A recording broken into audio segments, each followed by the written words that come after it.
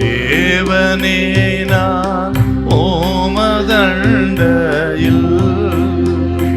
இன்னும் நெருங்கி சேர்வதே என் ஆவல் பூமியில். மார்க்கு சுவிசேஷம் 6ஆம் அதிகாரம் 34வது வசனம். இயேசு கரையில் வந்து அநேக ஜனங்களை கண்டு அவர்கள் மேய்ப்பனில்லாத ஆடுகளைப் போல் இருந்தபடியால் அவர்கள் மேல் மனதுருகி அநேக காரியங்களை அவர்களுக்கு உபதேசிக்க தொடங்கினார். அவர்கள் மேல் மனதுருகினார். அந்த ஜனத்துக்கு தாங்க இந்த அற்புதத்தை செய்கிறார். இயேசு மனதுருகினார். இந்த மனதுருகினார் என்ற வார்த்தை அதுக்கு இந்த அரமேய பாஷையில் அந்த காலத்துல ஆண்டவர் இயேசு அந்த காலத்தில் இருந்தவங்க பேசின மொழி அரமிக் பாஷை.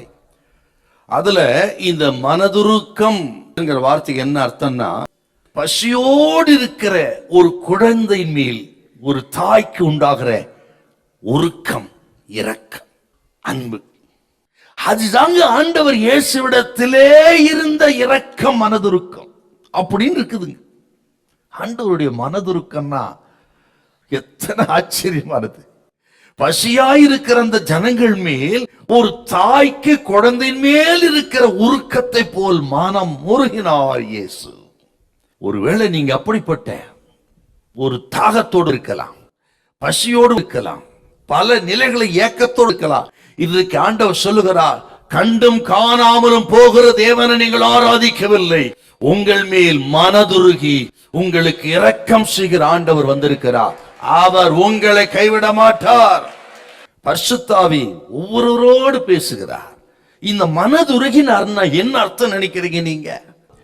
தேவையுள்ள மனிதருடைய அந்த ஏக்கம், பசி, தாகம், தேவையோடு வருகிற மனிதர்களின் அந்த தேவை இயேசுவின் இருதயத்தை உடைத்து விடுகிறது. அவ்வளவு சாப்பிட்டுங்க அவர். அடுத்தவன் விழுந்து போயிட்டா, பலகீனப்பட்டுட்டா, அற்பமாய் நினைக்கிற உலகம். ஆனால் அப்பன் இயேசு அப்படி அல்ல. நமது பலகீனத்துக்காக மனதுருகி அற்புதம் செய்கிறவர் இயேசு.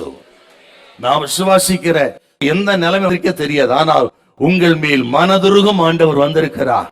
இந்த நிலைமையில் உங்களை தூக்கி எடுக்க முடியும் அவரால.